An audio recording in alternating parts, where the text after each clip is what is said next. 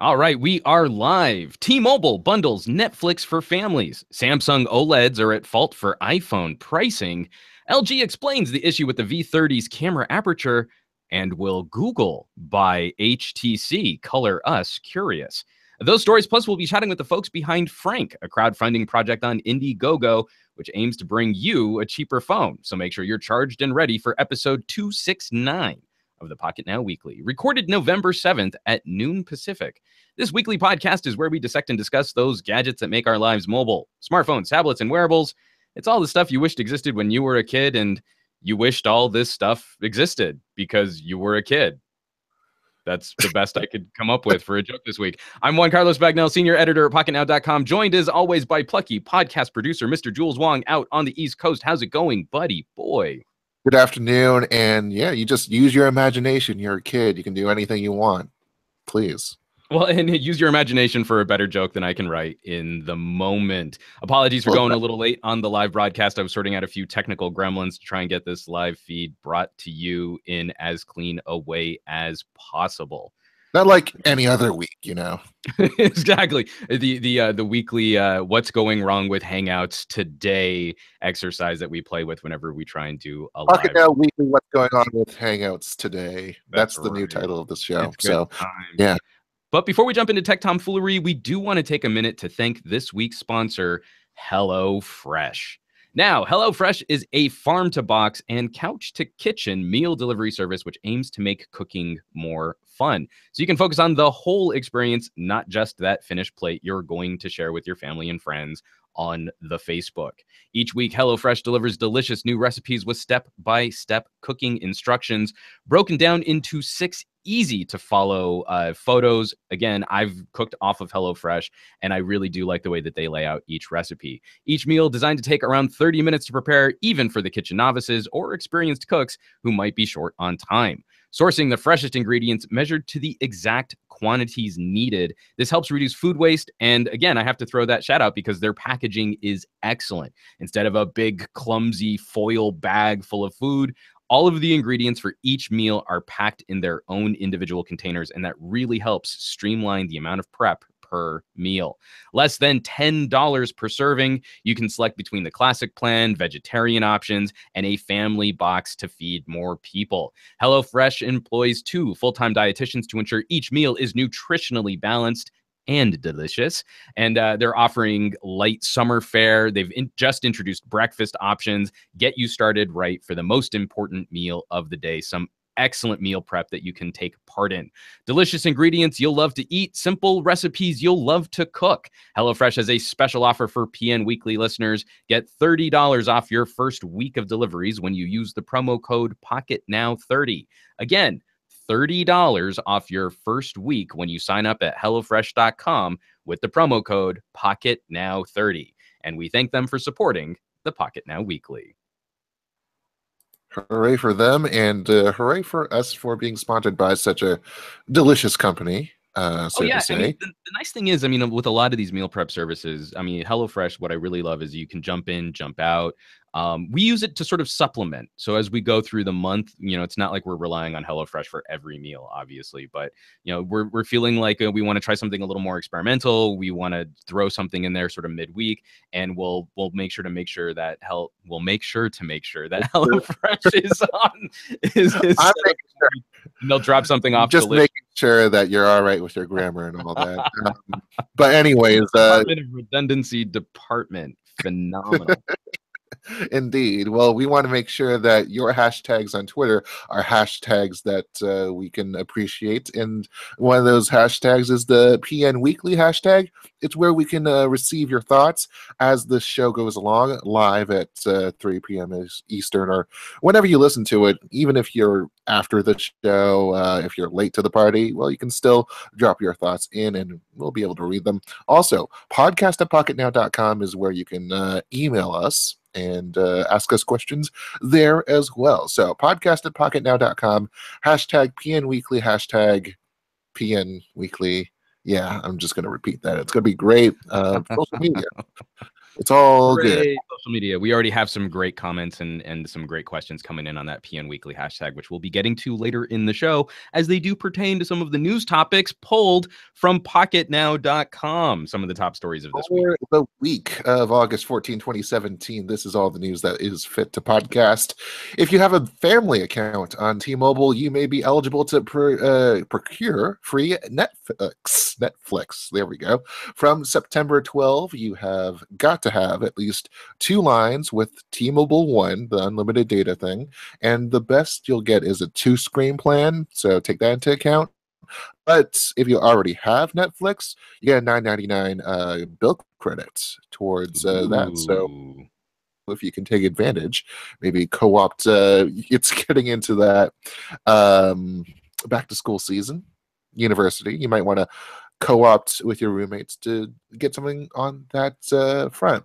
The iPhone 8 may cost more than $1,000, and part of that goes to the OLED screen from the leader of all such things, Samsung. KGI Securities estimates that the cost of each display will range between $125 and $135 per unit, and that is versus a $50 LCD, and that's expected to go on to the 7S or 7S Plus or whatever they're called when they launch on September 12th. Prices will stay up through 2019 as competitors start producing OLED screens for the big time, and that includes LG. LTE is something that ZTE is rumored to be bringing on. It's not misread first phone to AT&T. There are way too many letters going on in this story, man. Yeah. Just The Axon Multi, which is, I think it's the T sound that has something to do with it, has 2 screens, as told by Evan Blass, and the body folds out, and basically we're talking about something like the Kyocera Echo. Supposedly we are dealing with the less of that center bezel and more just. We shall see 6.8 inches, I believe, is the figure there. We may see it in the middle of next month for $650. LG masked the aperture reading of its main camera for the V30 to prevent nosy fans and the competition from peaking. It announced the f1.6 aperture for the 16 megapixel sensor on August 9th, after the aperture did end up leaking on August 1st. Pre-release units continue to list the aperture as a 1.7 through the start of this month, though. So sometimes you just got to clean things up a little faster. Save that for next time, though.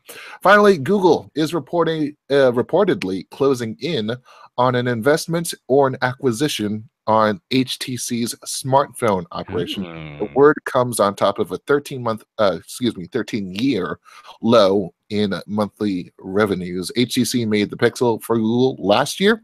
It will do so again for just the main model this year.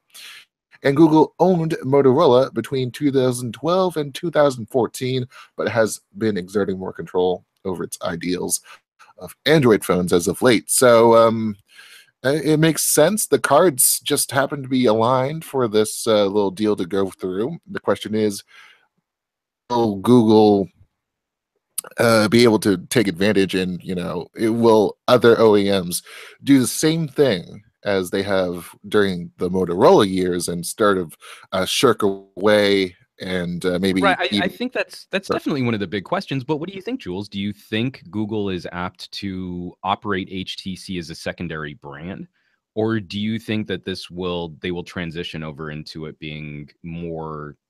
Because we had this problem with Motorola where the Nexus was not really intended to be a consumer facing phone. So Motorola operated as a separate division. The Nexus was sort of Google's in-house brand for developers. And that way they didn't step on the toes of any of their other manufacturers. I feel with Google positioning the Pixel as a consumer facing phone, they're less afraid of turning off their other partners, and that they could be looking at an in-house division which could scrap the HTC brand as we know it. And even with such a high repute, I mean, they've done such HTC great manufacturing wonders. is excellent. We've never been able to fault them for building a nice phone. I mean, it just doesn't have the sales clout to support it. And I mean, maybe, that might be to Google's credit to actually do whatever it wants to it, and Right. maybe the competition might not care that much. I mean, we're still talking about, even though it's ideal, Google's really made the point that they want, it's been pushing designs, and it basically scrapped Nexus in the middle of its development cycle just to Yeah. start the Pixel, to Right. have this new narrative going on here. Much So to Huawei's chagrin. We already have a comment on this from Andrew Wallace at Fat Produce. Hashtag PN Weekly. With the talk of Google buying HTC, I wonder if we will even see a sequel to the U11, especially with sales or lack of. And I don't want to poo-poo what HTC has been able to accomplish over the last 2 years, from the HTC 10 to the U11, but there's a part of me that kind of hopes that if Google really does front the cash for this, that they opt not to operate HTC as the yeah, second. I would love to see HTC's designs for lower cost phones rolled into Android One, and I would and then we can have a Google that is just hard focused on delivering their vision for what a flagship Android phone could be, as opposed to splitting their resources and their talent between two different divisions.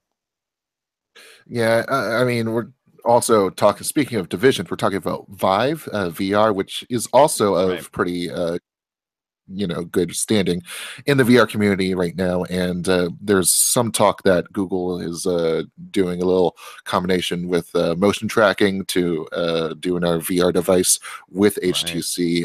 Now, of course, Google Daydream, HTC Vive is supposedly making a headset for that Android platform. But I have a feeling that's Now, you know what's funny is that, because like I don't want to put all my tech eggs in one basket. There's some of those rumors from last month where people were talking about HTC potentially spinning off the Vive into its own company. I would actually prefer that. I mean, I would love to see what Google and HTC could do together for Daydream. That's very compelling. That's very interesting. But it's also like, I don't want to lose too much competition in such a new consumer space. And so I would really like to see HTC phones, just go to Google. Just via con Google. And then we have this separate thing where maybe a Steam like entity picks up Vive because they've already been a partner.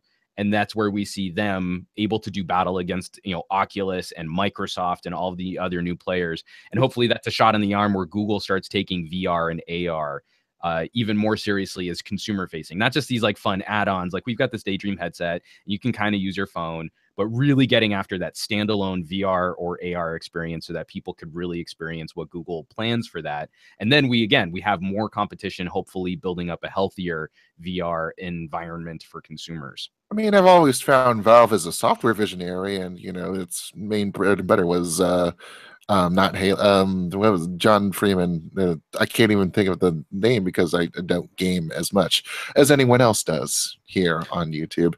But yeah, like it's not, Steam machines are not led by the hardware is not theirs, and I'm wondering if Well, and I it think takes because software visionaries Well, to do. I agree, but it's because we've seen Steam trying to get after some kind of hardware portfolio. It's the same thing. Like, Steam hasn't been able to compete in exactly the same way that Nvidia or Razer have had, like living room solutions, controllers, different types of tablets, branded PCs, and they tried that whole Steam box, right? They had specs for manufacturers to build Steam compatible hardware, a way to try and compete against consoles. Didn't really flesh out, and I think they were just a little too early for this living room game streaming experience that now Microsoft and Sony are really trying to get after. But this could be their entry. Instead of just competing against consoles, instead of just trying to replicate the console experience with a PC game, why not lead the way on what the future of consumer VR could be? They're already at the forefront. Oculus and Vive are way ahead of the curve in terms of just the raw tech, but really polishing the edges, really making this friendly and accessible for all comers, especially at slightly more premium price points. That could be Steam's way of really becoming a hardware broker, which is benefited by their software licensing and their software distribution platform.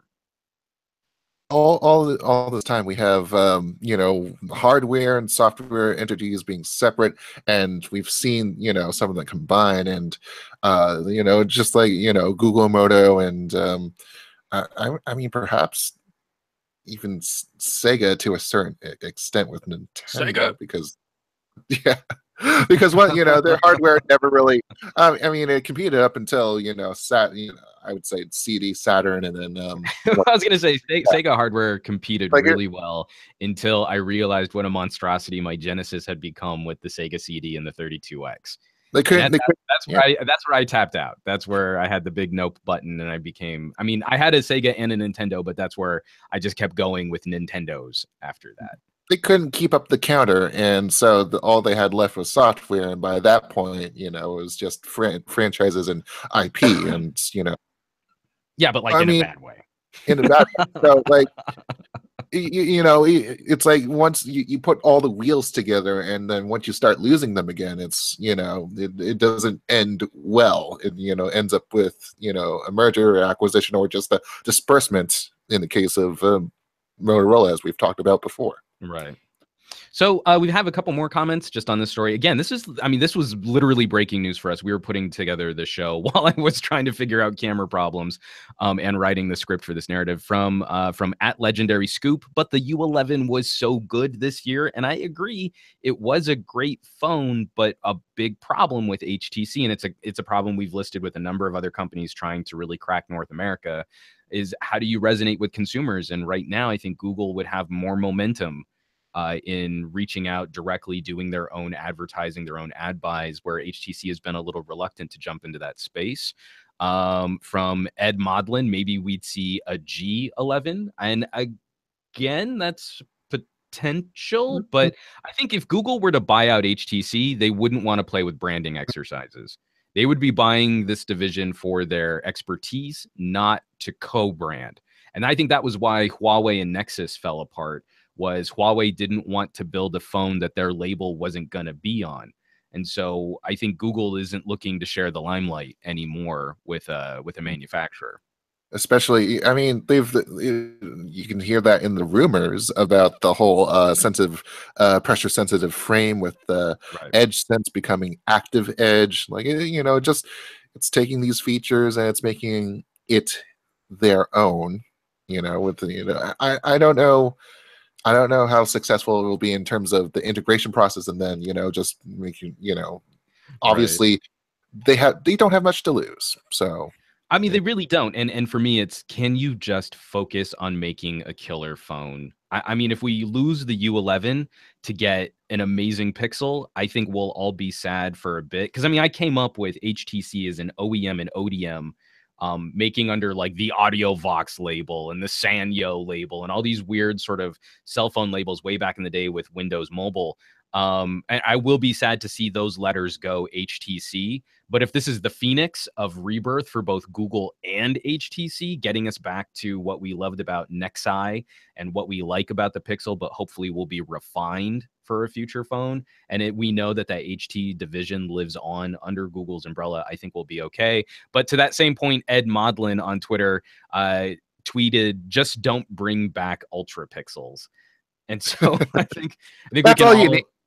Yeah, right. I don't think the problem was the ultra pixel. I think the problem was the number of ultra pixels, and where we had that for ultra pixel camera, like on the what was on the M7 and the On M8. the M7, yeah, and on the M8 too. But I mean, they called the HTC 10, what they had ultra pixels That's too. right. They did call it an ultra pixel camera. And there wasn't a half bad solution for selfie cameras. So I It mean, really wasn't. I mean, if we're talking HTC 10 to U11, I really wish that HTC 10 selfie camera had made the transition to the U11. man, oh man, just reminiscing about freaking little steel sheaves of or aluminum sheet. It was just hard chamfered edges, and red. Like, I had the red HTC one. I still have it somewhere in the back over there. It's like, man, those were the times. So I just want to owe a couple minutes to this story, just because I think it was such an interesting way that information was disseminated online and how people were pitchforks at the ready. Excuse me, I'm still working off this dry cough. For the LG V30. This story about the aperture on the V30. Was it XDA developers or was it ours who went to press with the announcement that LG had It misrepresented the was it was camera. so one of the I was sourced it back to a Russian outlet named Tednot or something like that, and basically they went through the posts going talking about, oh hey, here are some early camera samples, and they went through the exit data. So I mean it Gotcha. was just it was kind of an international thing going on there, and if there's a so it reported back in F1.69 on those EXIF data pieces. And those were the camera samples that were released after the August 31 embargo, right? Right. And, we had our units, a week before then, and they were still reporting F1.7. They announced the F1.9, F1.6 aperture on August 9th. They had plenty of time to revise their software, even on these pre-release units, so that no confusion whatsoever could take place. And that's transparency and consistency are my two big pegs. Right. And if you don't have that, I mean, LG, from what I've heard from you guys, you and Hyman, Mhm.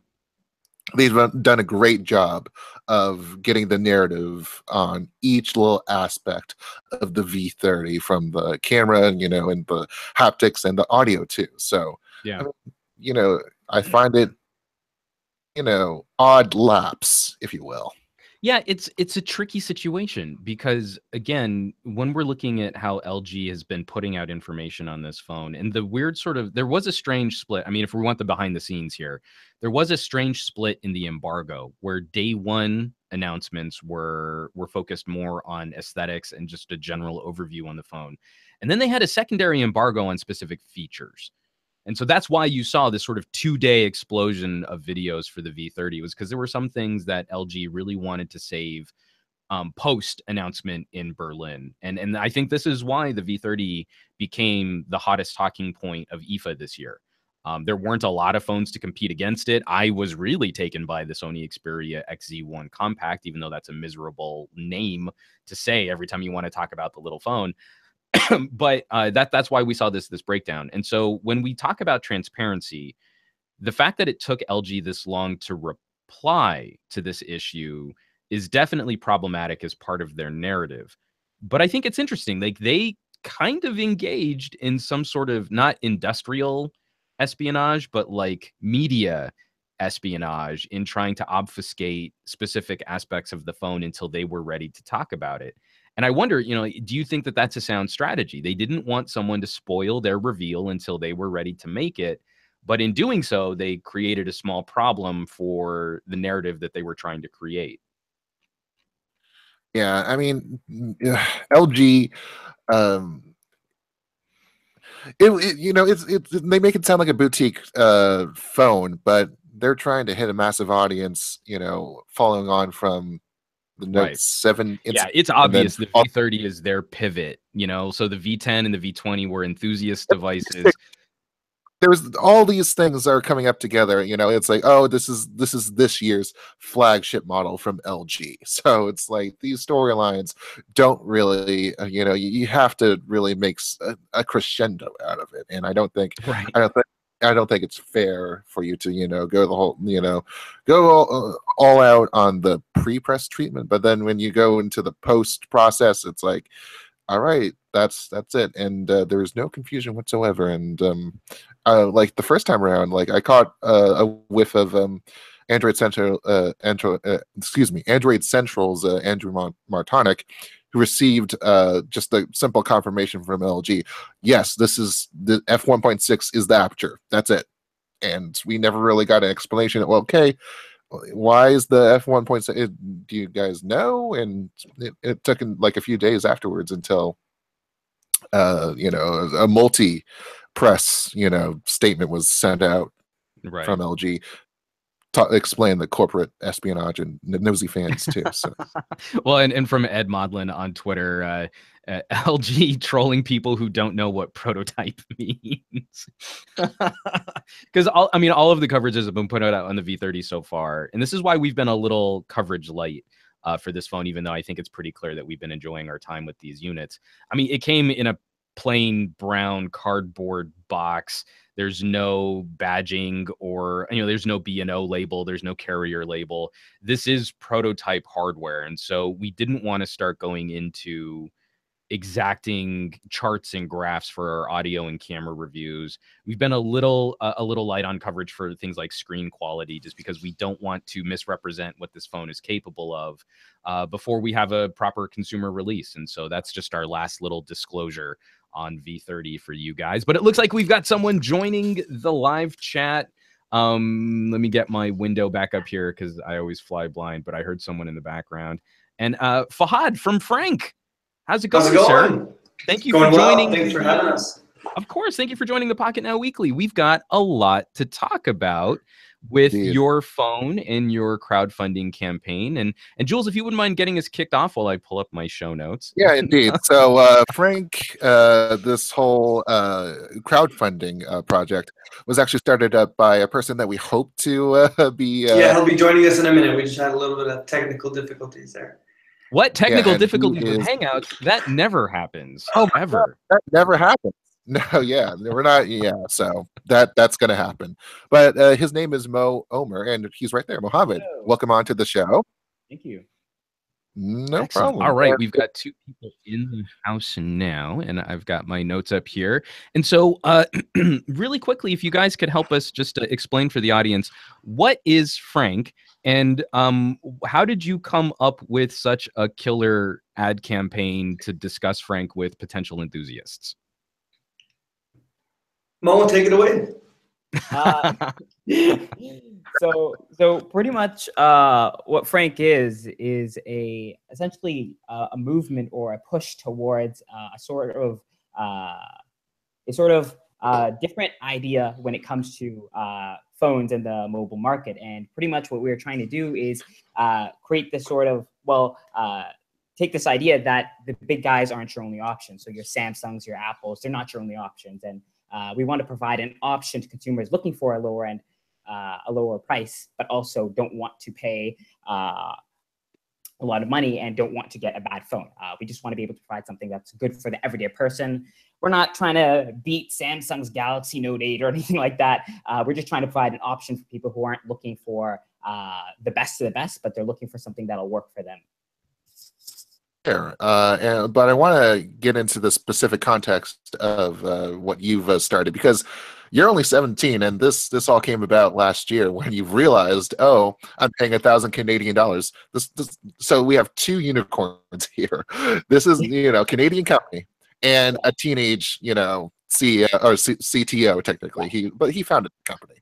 Yeah. CEO is actually odd, and you've been noticed by many VCs, venture capitalists, and tell me the process was like, and after you realized I'm not going to be paying $1,000 for an iPhone. Honestly, I think it's something that most tech geeks go through at least once when you realize you just dropped another $1,000 or another $700 if you're in the US for the new Galaxy S7, and you realize 1 year later you crack the screen and you put a warranty on it, and you're like, I have to go buy a new phone.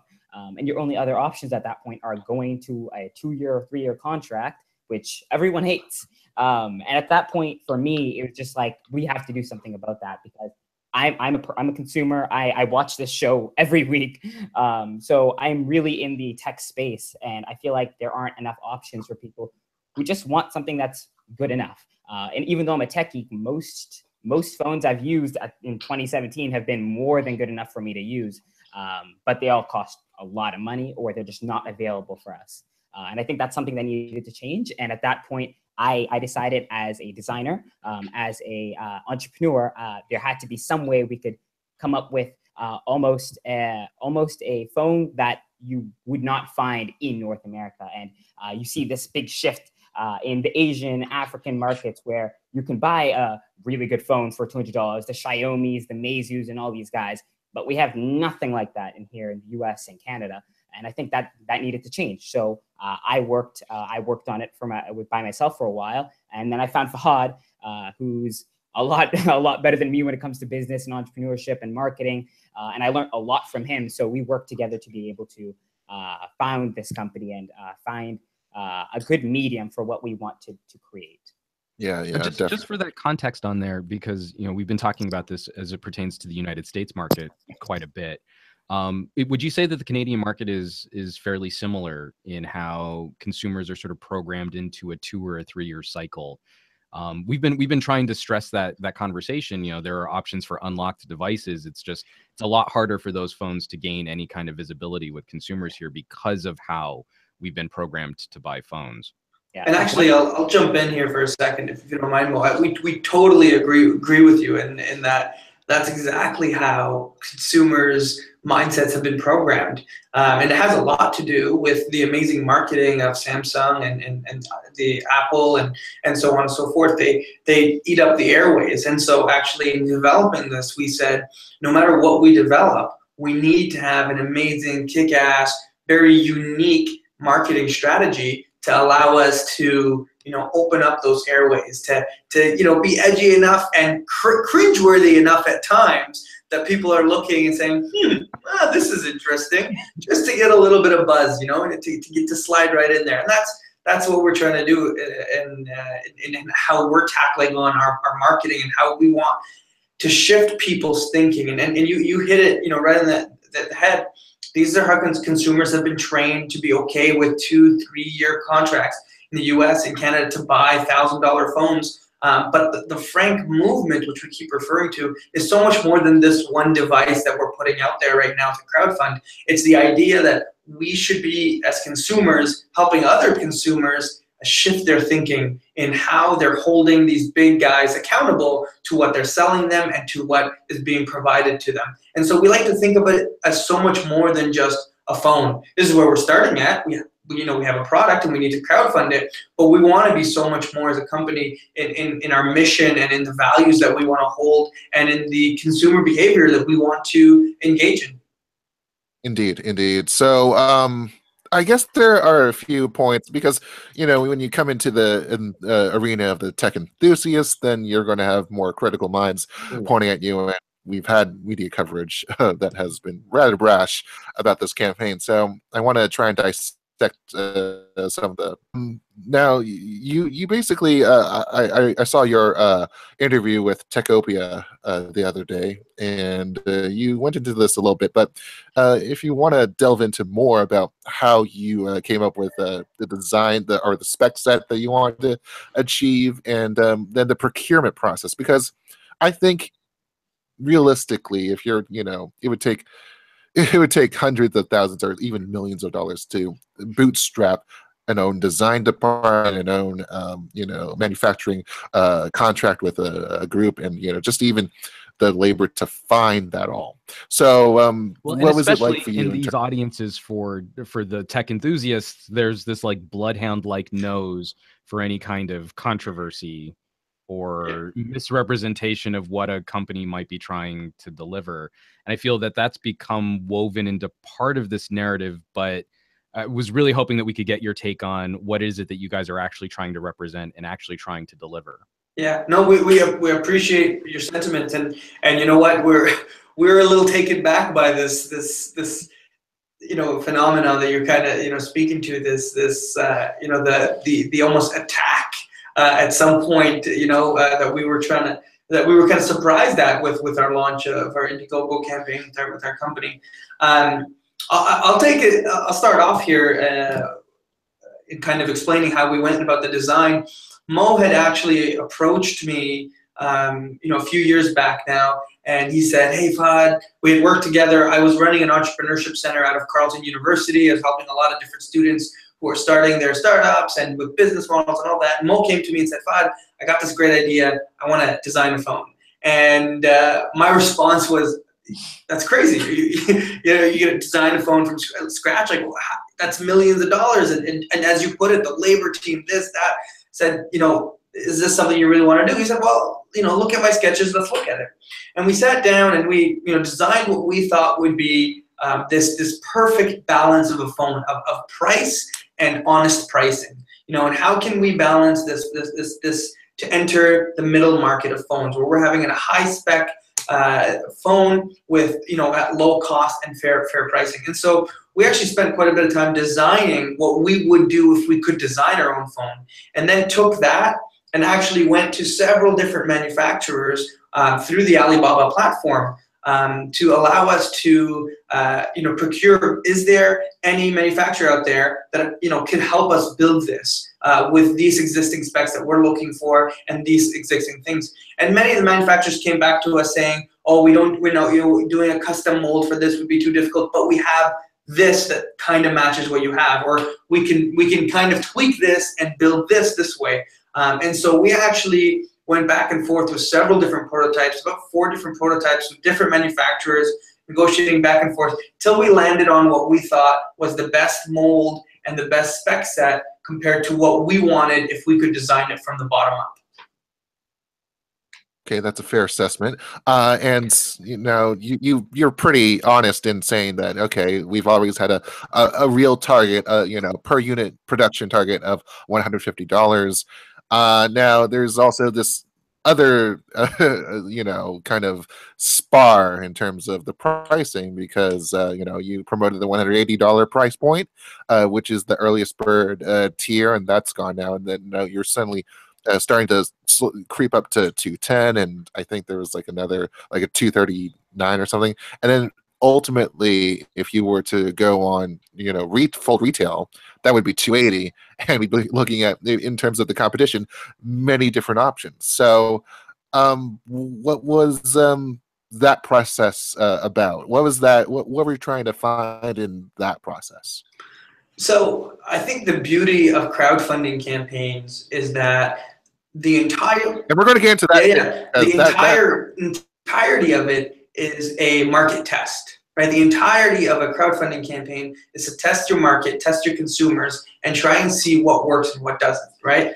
And we worked with, we did a lot of different market surveys before we ever released our pricing, and we figured the 180 early bird worked really well. It's actually still available. So there's still about 200 units left at the 180. So if anyone's watching this wants to check it out, please do. Check out our Indiegogo page. But yeah, afterwards it creeps up to 210, and then we even have a 230 price point. The 279 price point was a retail price point if we were going to go into stores. Now, I don't think we're going to go into stores. I think it's going to be purely an e-commerce play in the long run, and we'll never actually have to go to 279, because we agree with you, it's too much. And that's actually why a lot of phones that exist cost that much, because as soon as you go into retail, you're adding a layer of margin that the holder needs to actually make, right? So you go from manufacturer to retail to consumer, and every time you're adding a bit of margins on this phone. So if we can go directly manufacturer to consumer, we cut the middleman, as we've been saying, and we're able to keep our pricing fairly low. And so the pricing right now, we're testing it. Can we do 180? Can we do 200? What can we work with?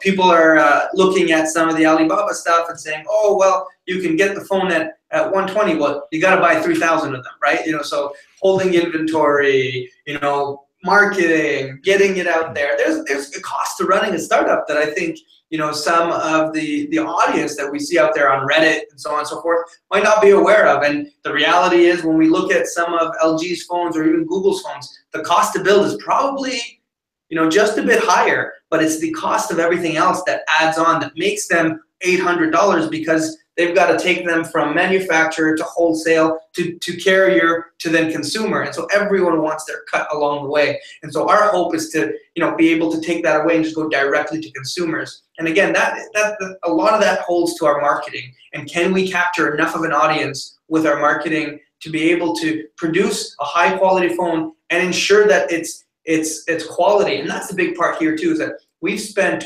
over 6 to 8 months now doing quality assurance on this one unit.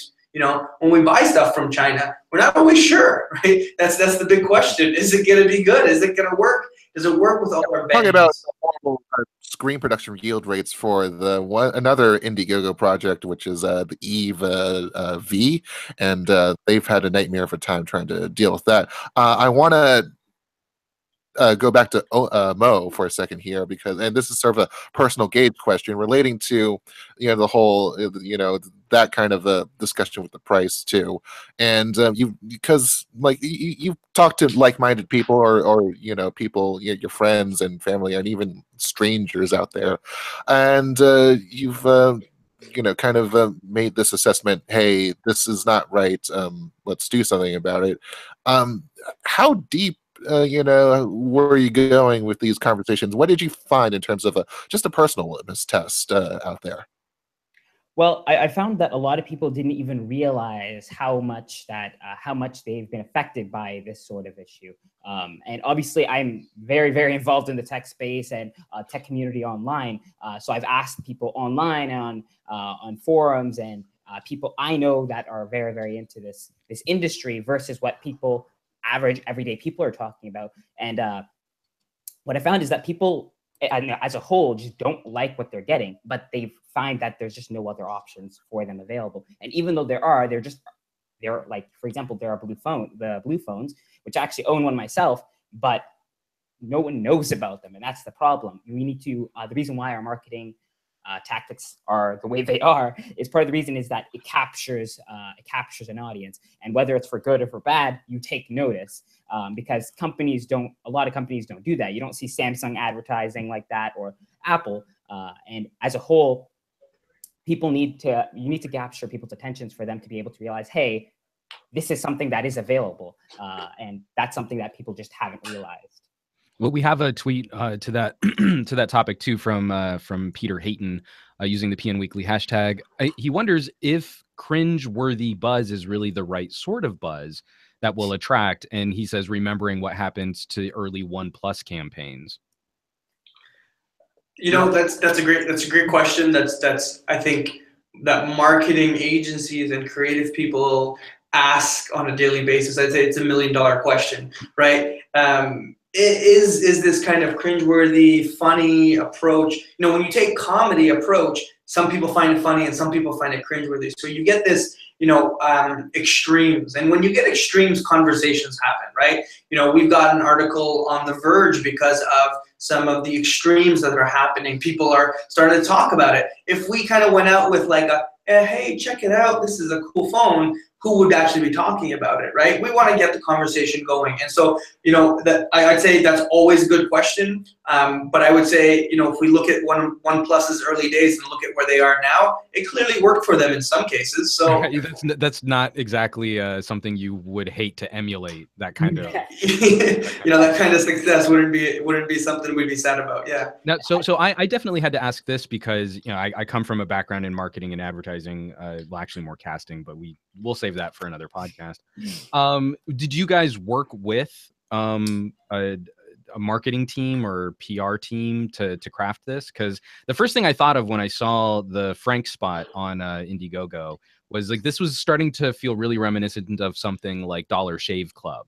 It was a very I'd say that's hilarious campaign. Yeah. So we do list it on our website and our Indiegogo page. We work closely with a creative agency called Creative Vision, who actually worked on the Dollar Shave Club campaign.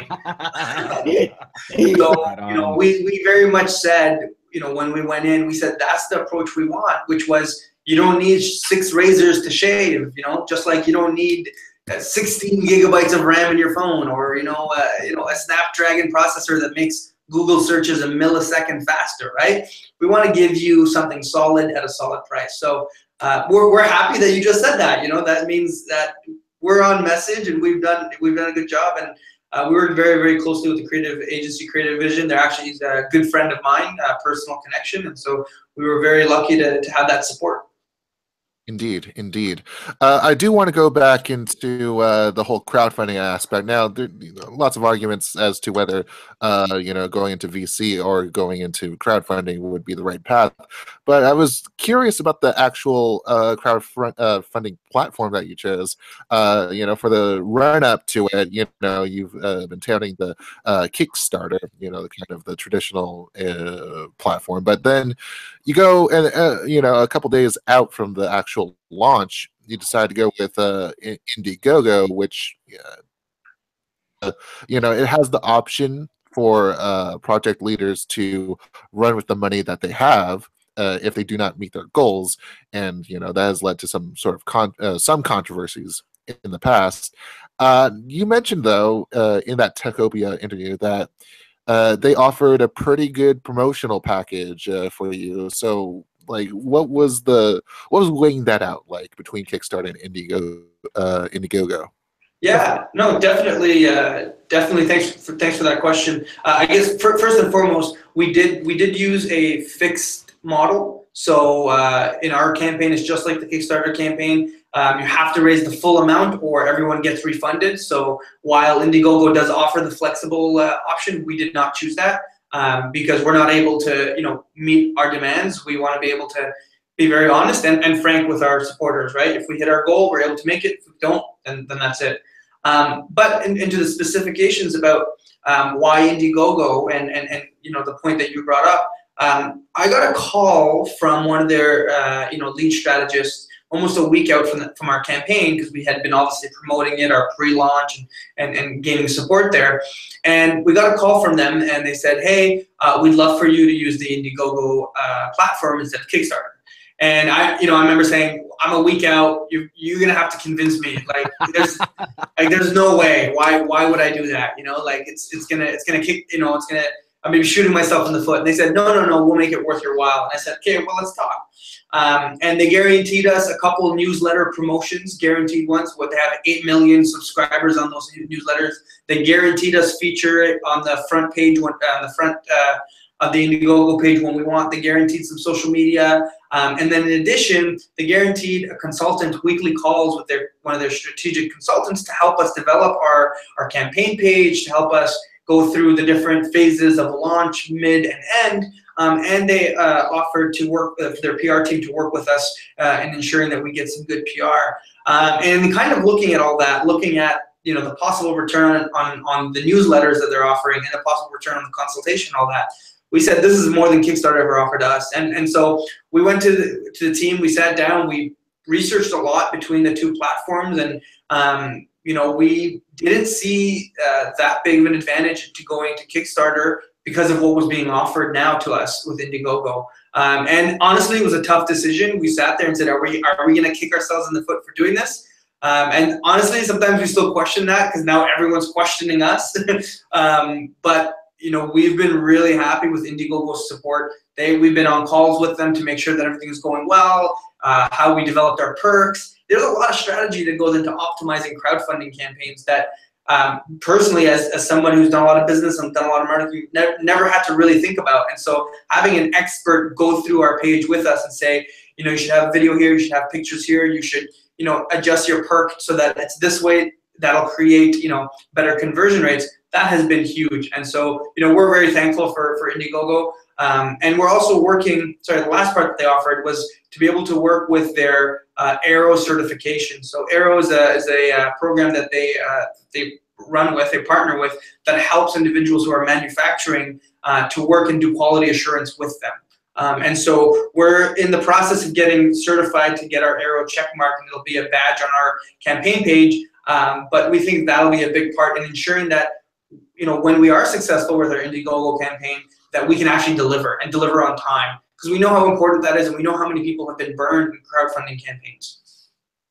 Now, because this might be a bit deep in the weeds, a little bit wonky, or maybe something that you can't really speak to, but I was just curious as to whether or not Indiegogo, any of the reps that you had spoken to there, had experienced anything like the backlash that you guys had for changing that over, if this was something that they were prepared for in the discussion that they were having with you. That's a great question.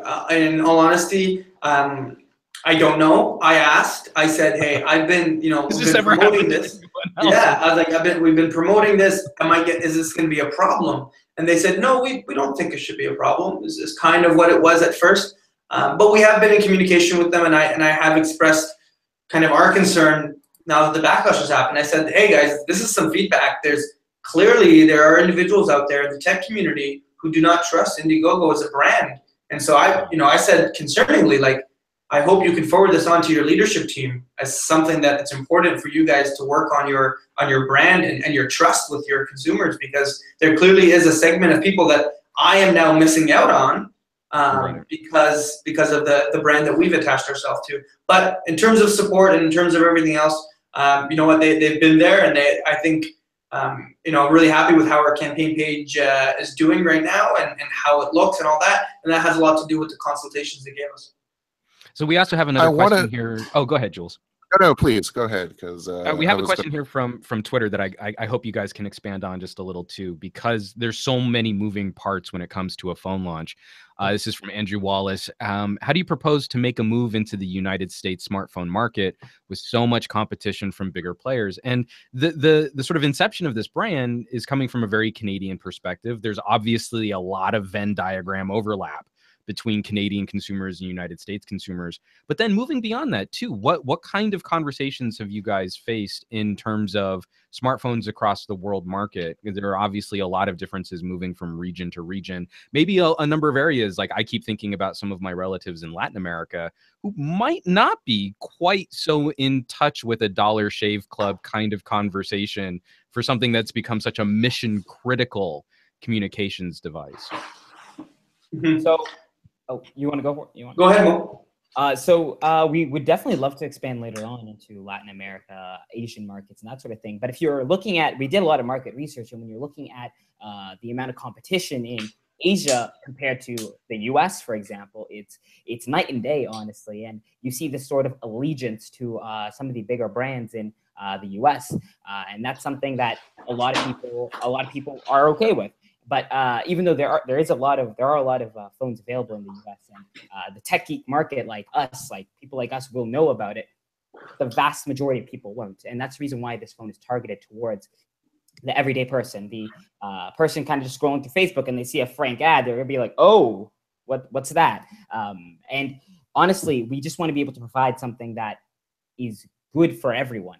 And honestly, having a phone with 4 gigabytes of RAM and 64 gigabytes of storage at $180, $200, it's going to entice a lot of people, just because this really isn't available for the vast majority of people, and people who it is available for just don't know about it. And so even though there are options available, we would love to provide another option, just because compared to the other markets like in Asia, we just don't have enough competition rather than too much. There really isn't enough people there. Mm-hmm. Mm-hmm. Indeed. I want to get into the support infrastructure that you might want to build, because once you start, if you do end up funding your goal, then you have to consider you start and then it becomes a game of software. It becomes a game of hardware too, because if they break their device or something, you'll actually have to, I think you guys offer a $50 kind of extended warranty. But I mean, how's that going to go? I mean, let's focus on software first. Is that a concern you guys have faced, especially because part of the infrastructure you're paying so much for with some of these other devices is the ability to kind of just traipse your way into a carrier store and plop down something and hope to receive some kind of timely service based on that relationship? Yeah, no, definitely that's a concern that many people have brought up, and it's something that we look to address, and it's why we have our extended warranty, which is $50, no questions asked, we'll replace your device. And it's most effective for us to replace their device outright and then see what we can do with refurbished ones. And that's the customer service model that we're looking at doing, is that taking the time to try and fix some of these small things with these devices that are already low cost is probably the opportunity cost and physical costs that go into it are bigger than just replacing the device. But in terms of software, which is the big one here, there is a software server infrastructure with our manufacturers right now that will allow us to provide software updates. And so we're working closely with their team to ensure that we can provide Android 7.0 right out of the box, which is what we promised and which is what we're able to deliver, but then timely updates for that and security patches. We also have a lead engineer on our team, Ahmed Amar, who worked for 7 years at BlackBerry as a quality assurance engineer, and has been actually a big leader in helping us with that. And in addition, what's been actually really supportive and awesome to hear is that we had a lot of people that reached out to us in the last week and 2 weeks. Some past VPs from BlackBerry and software that have said, we love what you're doing. Let me know if I can help you. Let me know if we can support you to do software updates, whatever it is we can. I'd love to be a part of your team. And so I think, if we hit our goal, our team's going to expand, and you know, we have the room for that. We have people who are passionate here in Canada that want to, you know, revive a new brand. And so in partnership with our manufacturers, the infrastructure is there, and then our team is growing. We're really able to, we're already set to be able to continue to do updates and security updates. And you know, for the first phone and how much we're producing and all that, we're barely breaking even.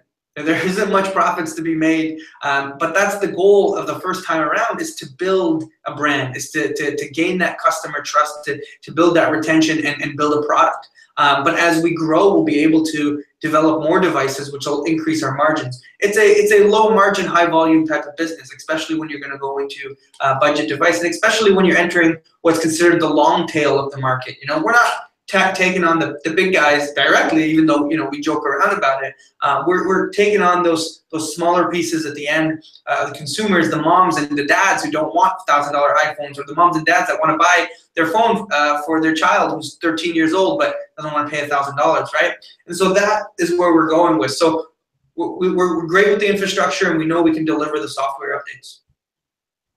In terms of the actual software itself, now you guys are dealing with the manufacturer for that, but you bring up Mo, you brought up that you own a blue smartphone, and that itself has been a very controversial thing with Shanghai ADUPS providing the firmware, and you know, in China these tend to be insidious things where, you know, firmware vendors, you know, work with manufacturers. So I'm wondering, like, how much homework do you have on this stuff, and you know, what are your like, do you have any contingency plans if something happens? Like, you know, what's up? Well, so we've been working very, very closely with the manufacturer, and obviously there's never a 100% guarantee that everything will go right. And we're not expecting it. We are expecting it to, but you never know what could happen. And that's why we've set up our entire contract with the manufacturer is set up so we can hold them accountable for any issues that may come up, whether it's software or hardware issues. We can hold them accountable for anything that happens. And that's why if and hopefully when we get funded, we will be visiting China ourselves to oversee the production of the phones, the software, and everything in between. In addition, I think, you know, right now we're working with the manufacturer to allow for software updates, but obviously we would like to bring that home, and I think that's the goal, right? The goal is to be able to fund enough phones and get started and get the ball rolling, and maybe then, you know, look at VC funding later on that helps us grow and bring it to, you know, have our team at home do the servers and do the software update. I think that's definitely the trajectory of our growth, but you got to start somewhere. And I think that's, you know, where what we're saying is that we're starting here. This is our starting point with our crowdfunding campaign. Help us get started. And this might be one phone that might not be the best, but trust us now, and what we can build in the future is stellar, spectacular, and we'll continue to work within the movement and philosophy that we believe in, which is the frank movement of honest technology that is for the everyday consumer. Yeah. So we can expect next year that you're going to release like a $2,000 premium handset. Immediately right after. On that right now, I can screenshot that. Probably not. Probably not. It's like I'm going to let that awkwardly hang in the air. You know what? Honestly, that's not the plan. Yeah. But, you know, I mean, anything can happen, just as, you know, what you've said about the software, you know? Like a couple more, I think these should be good to wrap up on, although, you know, I just forgot them because my mind is all in a tizzy from that little... Jules, I was relying on your mind because my jet-lagged mind wasn't going to help us with... in that case, I'm gonna try and see, because you had a great train of thought in terms of you know, revolving around the user, and you know, this whole putting faith in a company and its concept, and then you have the product itself, which, you know, isn't really spectacular. What do you think? What would you like people to pay more into if they're going to put in their hard-earned cash into this? Do you want them to think more about as the Canadian company that is led by 70-year-old Ottawans, or the phone, which itself is, fits their needs and fits their image of what they do in their daily lives? I'd say a bit of both. I'd say It's always if you going to be a look. bit of both, but Sorry, I didn't catch you there. no, it's always going to be a bit of both. But you would hope, they have you in the back of their minds. They have Frank as a brand name that represents something. Mm-hmm, mm-hmm, mm-hmm. Well, with a crowdfunding campaign, for us to be successful, we need people to actually want the product, right? We need people to believe in us for the future and the longevity, and take a chance on that, and believe in the movement and believe in what we're doing. Well, we need them to want the product, and we need them to look at the phone and say, you know what, this does everything I want it to do. This was built with me in mind, and a little extra. This is a device that can do everything I want it to do: email, text, call, tweet, Snapchat, Instagram, Facebook. Can do everything I want it to do, and more. But at the same time, it is made by a 17-year-old Ottawan who had a dream and is looking to fulfill it. And I think it's a fun part of the story to be able to buy into, and to say that, hey, we're here to build consumer technology that is made by other consumers and is honest. Yeah, well, and that's obviously been one of the issues that we've been talking about with other brands. And is this something, because I know this is early days yet for your Indiegogo campaign, but is trying to find that kind of resonance. We can talk about specs and we can talk about bang for buck and the sort of internet fixation with worth it or not, thumbs up, thumbs down, when we're talking about different tech reviewers. But have you noticed any traction on the Frank brand resonating sort of more emotionally with potential consumers? Yes, very much so. It has been significant. Yeah, and we've seen a lot of people with the marketing tactics and campaign we've gone through for the past 2 months. You see a lot of people who either really, really loved it and thought it was hilarious, and thought it was something that they could relate to, just because it was a very human sort of thing. And the person a lot of times you're talking to on Twitter, Instagram, and Facebook is the founder of the company, right? We're not hiring some sort of PR company, that sort of thing. So we like to make that very, very personal. And with that, you see a lot of people appreciate that. And if you email Frank, you always get a response very, very quickly. People have really, really appreciated all the little things that we've put into making sure Frank is a very, very consumer-first brand, and it's consumers making things for consumers. And I think that's very, very important, because that's why I started this in the first place, and that's why Fahad started it in the first place.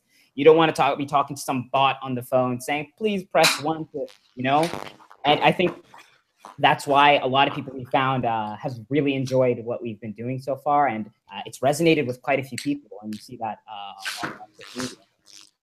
And just to quickly add to that, we're very much aware of the fact that whenever a new phone comes out, the first thing people do is take it and say, what does it compare to every other phone? And you start comparing specs, right? And you got this thumbs up, thumbs down. And we know that's going to happen. We knew that was going to happen, but we wanted to shift the story. We wanted to control the story. We wanted to say, we thought to ourselves, what's the worst thing that anyone can say about our phone? And it's that it's just another phone. So how can we own that and as part of our marketing, but at the same time allow them to review these specs, review the balance, but give them a story to believe in, give them a brand to buy into, because it is more and more, with more options that we have these days as consumers to buy from. We look at the philosophy of companies and who we want to support, who we want to give our money to, and a lot more millennials who we're targeting are socially conscious consumers, and are socially conscious about where they're giving their money to and who they're supporting when they're doing that. And there's been a big movement. A lot of people that have come out and support on Indiegogo said, we're really proud that you're Canadian. We're really proud that you're young guys trying to make it. I needed a new phone anyway, so I'll buy it from you, right? So it was, I already needed a new phone, and I like what your message is, so it gives us that extra lever. I think that definitely does give you an extra lever. And, when you're so transparent, when you have so transparently young members of your crew, obviously, I think that kind of breeds some sort of there's always going to be that generational gap where if it's not the millennials, it's going to be the next generation down. Oh, That's you going guys to are be just getting. ruining so many restaurants by only ordering avocado toast. I used to go and eat like steak and lobsters all over the place, and now I can't because you millennials aren't buying premium steak and If it helps, lobster I don't like restaurants. avocado toast. So. How dare you, sir? Talking to a Southern Californian, I put avocado in it. I love steak, but I just can't afford it, you know? I mean, the one final question I have for you, Mo, is, to those, to anything that's, like millennials are killing this, and you're a millennial starting up this whole operation here. What's your clap back to people of a different generation who think? Yeah, we've already gotten a couple tweets saying like, why don't you just go back to your dorm room and study some more instead of trying to like. You know what? I'd like to say that we're like a phoenix, right? You kill it once, it comes back, and I think it'll come back a lot stronger. And that's pretty much what we're trying to do. You can kill a current business model, you can kill whatever it is, but as long as we're bringing it back and we're making it better, I think that's even better for the industry. It's better for the market. And I think what I'm trying to do, even though people are going to be like, "Oh, go study," I'm like, "Thank you very much. That's how I got here." But yeah, but. I mean, a lot of people are going to be saying that, and I don't find it to be a bad thing that I'm young. I think that's all the better. So by the time I'm their age, hopefully I'll be doing something even bigger and better with Frank. And I think what we can do is just take this to a whole other level. And what, at the very least, what we're trying to do is get these big companies, even if people don't want to buy our phone, at the very least, if this generates enough traction, we can get them to notice. And you'll have your Samsungs and your Apples, all of them. They have to take notice because people know that this isn't just, it's not right. And you can do so much more and so much better for so much less. Well, it does seem that you guys have your wits about you, and that's certainly to be appreciated in this kind of climate. So, Mo Omer and Fad Al-Hattab, both I made from Jules do the Frank. names. I was too embarrassed. Terrible. That's why I was going to end it too. But I mean, yeah. Where can people find more information on the project, on the phone? I'm sure there are probably some specs junkies that are going to want to dive into that, and then also that Indiegogo link. Everything. Definitely. Oh, you can go for it. Yeah, no, definitely. Everything is on everything's on our website, frankisaphone.com. You go there, you'll find the link to the Indiegogo page. You'll find more information on our phone, the specs, the details, your final video. You'll find FAQs, what carrier it works on, all that stuff. A little bit about our story and all that. So check out frankisaphone.com, and we really hope we can get a lot of support from different individuals to really build this and really make this movement grow, and to support two young guys here in Ottawa who are trying to disturb disrupt and disrupt, At the very Excellent. very least, you have questions about us or the phone, you can just send us an email. I'll probably personally answer it myself. So yeah. Excellent. Good to know. Good. Well, folks, I think it's time to put a pin in it. This episode of the Pocketnow Weekly has come and gone. This show is over. The conversation continues on Twitter, where you can find Jules is @PointJules, and I'm humbly @SamGadgetGuy. I really want to thank you guys for joining us. Frankisaphone.com for more info on the phone and the Indiegogo campaign, and I hope people will go and check it out. Pocketnow is around the web on Twitter, Instagram, Facebook, Google+, YouTube, and our home site, pocketnow.com. Also, for Spanish speakers, the new es.pocketnow.com to help with a language that I'm not very good at. Shows like this can't exist without your support, sharing the weekly anywhere you can share, and leaving reviews anywhere you can leave reviews on podcasts. Once again, we want to thank this week's sponsor, HelloFresh. They're helping us keep the lights on and keeping us well fed with tasty home-cooked meals.